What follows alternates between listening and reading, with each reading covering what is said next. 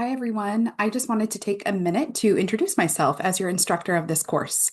My name is Elizabeth Trueba, and I'm excited to be here. I'm from Arizona, and I went to the University of Arizona for my undergraduate studies. I got my Bachelor's of Science in Speech and Hearing Science, and I completed a Bachelor of Arts in Spanish Linguistics. After that, I came back up to the Valley and I did my graduate studies here at Arizona State University. Then, after graduation, I worked as an SLP in the medical setting. So, I did my clinical fellow year, which is the first year of work as a speech language pathologist at Honor Health Osborne. I worked a little bit in the outpatient setting, which is people who, after they've had a stroke or a brain injury or been in the hospital, they are discharged back home. So, they're living at home, but they come into a therapy clinic. Once or twice or even three times a week for therapy services. So I started a little bit there with the main goal of transitioning to the inpatient hospital. So after about 6 months, I worked in inpatient and I stayed there for probably, gosh, 8 or 9 years or so. So the inpatient hospital is working with people right after they had an injury. So right after a stroke, right after a brain injury, people in the hospital for respiratory distress or whatever acute illness is bringing them there. So that's the bulk of my real life experience is being in the inpatient setting, but I also did some time in acute rehab, which is in between acute care and outpatient. So somebody is discharged from the hospital, but they get really intense rehab every single day until they're strong enough to go home. So I've done a little bit of work there. And also in skilled nursing facilities, which is kind of like an acute rehab, but it can be people who are still building up their endurance for a long amount of therapy. And I am happy to talk to any and all of you about the different medical settings, if that's something that you're interested in. Um, that kind of takes me to what I teach here at ASU. So I teach mostly in the graduate program. I teach the medical aspects of SLP class, which is an elective for second year master students. And I also teach the aphasia class, which is a required course in the graduate program for students in their first year of study. And then I also, at the undergraduate level, teach this class. So I've taught SHS 485 in person and also online. So I'm glad to be your instructor here. The material in this class aligns very closely to what I do and my background as an SLP. Um, so kind of taking it back. So after I worked in the hospital for a while, I came to ASU to work. So I've been here in this position I'm going into my seventh year around there. So um, I mentioned the courses that I teach, and the rest of my teaching time is actually spent in the ASU Speech and Hearing Clinic on campus.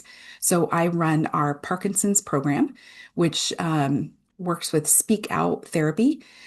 We do individual and group therapy services for people with Parkinson's disease.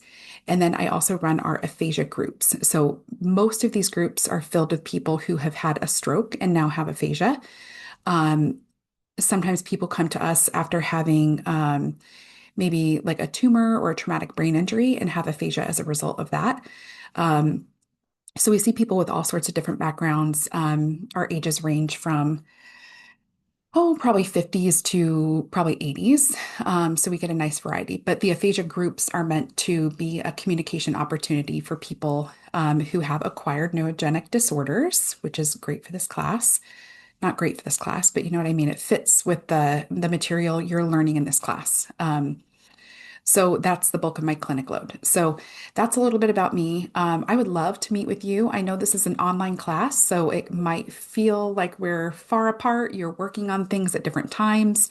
You're going to work through these modules. You can go at your own pace, but please know that I am always here as a resource. If you have questions about the course, if you just want to chat to talk about applying for grad school, if you want to chat about what it's like to be a medical SLP, if you want to chat about interdisciplinary care, how it is to work with other people on the medical team. Um, yeah, those are topics of interest to me. I'm also pretty engaged in, I don't know, person-centered care and providing culturally and linguistically responsive services. So as an SLP or healthcare worker, or even if you are working in a school, you will work with so many different people, some from so many different walks of life. So I think it's really important to kind of put them at the center of our care, and find ways to work with people on the goals that they want to work on, not necessarily the goals that a standardized test tell us to work on or the goals that we think people should work on. So, anywho, that's just another one of my passions, I should say. In life, I love to read. So, if you have any good book recommendations, I'll take those. I like fiction and nonfiction. Um, what else? I like to garden. I've recently been gardening. I have a huge tomato plant just growing out of control in my yard right now. So that's been fun. Cauliflower, broccoli, lettuce, herbs, things like that. So anyway, gardening's fun if you have any tips for me. What else? I have two big dogs at home. I have a really old cat. He's 17 and he's been with me since through all of my education and beyond. So and then I have three little ones at home. And yeah, I like to be outside. I like to eat good food. I like to go to restaurants. Yeah, that's me. So, anywho, if you want to get together, we can Zoom. If you're in Tempe and near Coeur Hall, I can meet with you in person. But yeah, my hours are pretty flexible. You'll see my office hours in the syllabus. But if you want to connect at another time, please, please, please reach out to me because I would love to meet with you. All right, take care, and I will see you in class.